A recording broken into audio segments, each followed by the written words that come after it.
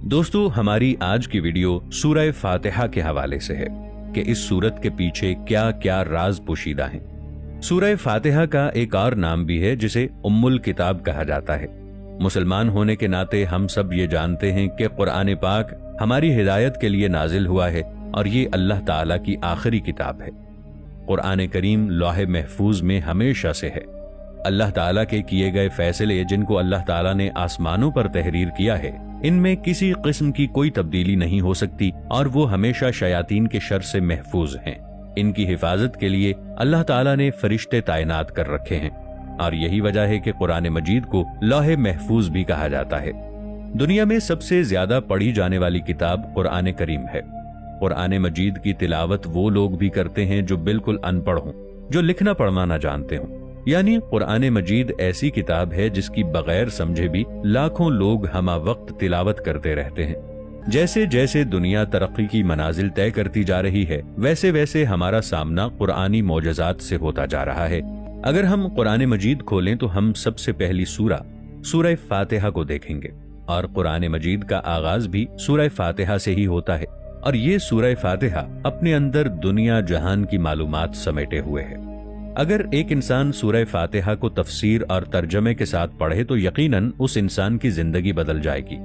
अगर हम सूरह फातिहा में नंबर 7 के अदद की तरफ जाएं तो ये इस तरह शानदार तरीके से तरतीब दिया गया है कि एक आदमी इस तरतीब को जानकर गहरी हैरत में डूब जाता है।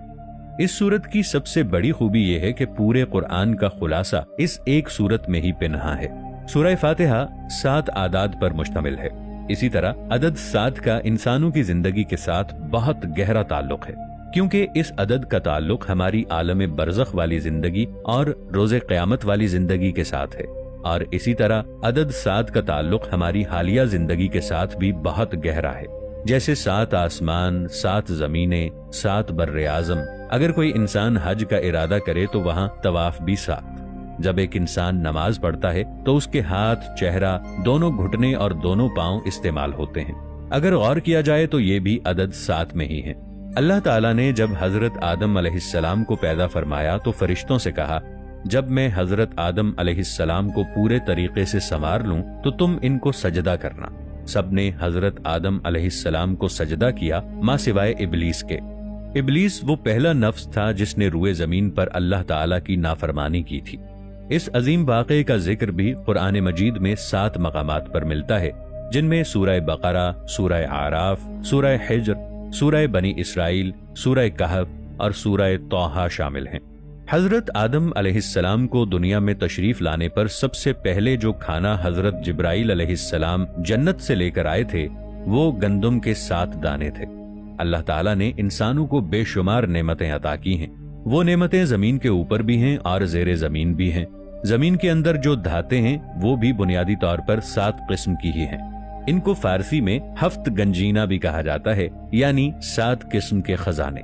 इनमें सोना, चांदी, लोहा, सीसा, तांबा, टिन और जिस्त शामिल हैं और बाकी धातें भी इन सब से मिलकर बनी हैं। इसी तरह सूरह फातिहा में 7 हुरूफ ऐसे हैं जो इसी सूरत में बिल्कुल भी इस्तेमाल नहीं किए गए। लेकिन ऐसा क्यों है दोस्तों? जब आप इसके बारे में रिसर्च करेंगे तो आप यकीनन हैरान रह जाएंगे। मुफस्सिरीन ने इसे पूरे कुरान करीम का खुलासा करार दिया है। सूरह फातिहा के बगैर कोई नमाज मुकम्मल नहीं होती। अगर हम अरबी हुरूफ का मुशाहिदा करें तो इनमें कुल 28 हुरूफ हैं। अगर हम सूरह फातिहा को गौर से पढ़ें तो हमें पता चलेगा कि हुरूफ तहज्जी के 7 अल्फाज ऐसे हैं जिनका इस्तेमाल इस सूरत में नहीं हुआ और बाकी 21 हुरूफ का इस्तेमाल अल्लाह ताला ने इस सूरत में किया है। सोचने वाली बात है कि ऐसा कैसे हो सकता है। सूरह फातिहा के बारे में बहुत से उलमाए किराम ये राय रखते हैं कि सूरह फातिहा कुरान पाक का मग़ज़ है और सूरह फातिहा सारे कुरान पाक की रूह है जो मुख्तसर करके एक ही सूरत में समा दी गई है।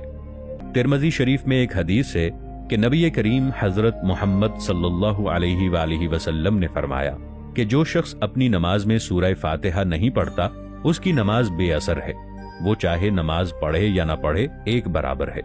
सूरह फातिहा से बहुत सी बीमारियों का इलाज मुमकिन है। एक मर्तबा हजरत मोहम्मद सल्लल्लाहु अलैहि वसल्लम के पास बिच्छू का डसा हुआ एक आदमी आया। आप सल्लल्लाहु अलैहि वसल्लम ने बिच्छू के डसे हुए उस मकाम को देखा और सूरह फातिहा पढ़ी اور اس آدمی سے گویا ہوئے کیا تمہیں کوئی تکلیف ہے؟ اور اللہ تعالیٰ کے حکم سے اس بچھو کے زہر کا اثر ختم ہو گیا اور وہ آدمی بالکل پہلے کی طرح تندرست ہو گیا۔ اس سے ہمیں یہ معلوم ہوتا ہے کہ اگر کوئی موذی کیڑا ہمیں کاٹ لے تو سورہ فاتحہ کا پڑھنا انتہائی مؤثر ہے۔ کہا جاتا ہے کہ جو شخص کثرت سے سورہ فاتحہ پڑھتا ہے اس کے لیے سیدھا جنت سے روشنی عطا کی جاتی ہے۔ اس انسان کو جنت کی آنکھیں فراہم کی جاتی ہیں اور انہی آنکھوں کا استعمال کرتے ہوئے وہ اپنے لیے مستقبل کے راستے کا تعین کرتا ہے۔ ایک مرتبہ نبی کریم حضرت محمد صلی اللہ علیہ وآلہ وسلم کے پاس حضرت جبرائیل علیہ السلام تشریف لے کر آئے اور عرض کرنے لگے، اے اللہ کے رسول صلی اللہ علیہ وآلہ وسلم، جنت کی روشنی کون سی ہے؟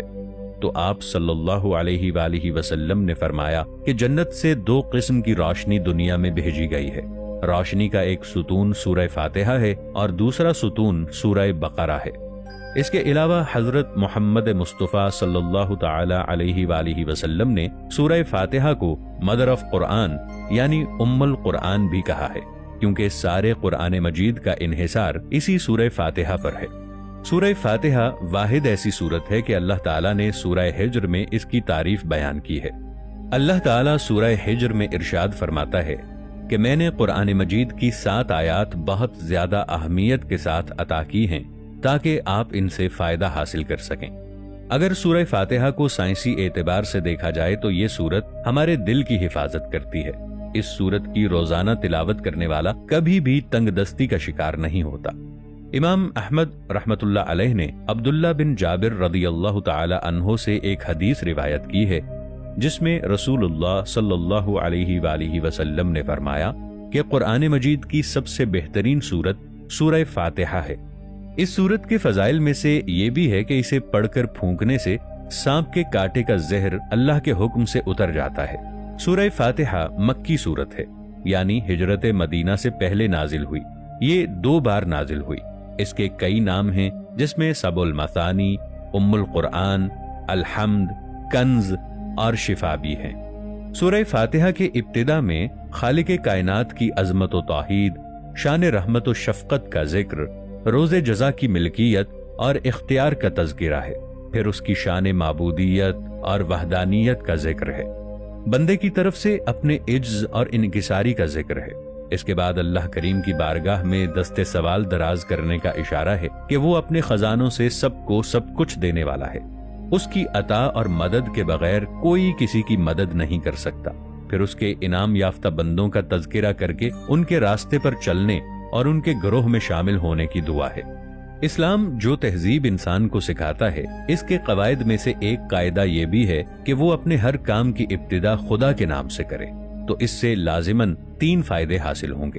ایک یہ کہ آدمی بہت سے برے کاموں سے بچ جائے گا، کیونکہ خدا کا نام لینے کی عادت اسے ہر کام شروع کرتے وقت یہ سوچنے پر مجبور کر دے گی کہ کیا میں واقعی اس اہل ہوں۔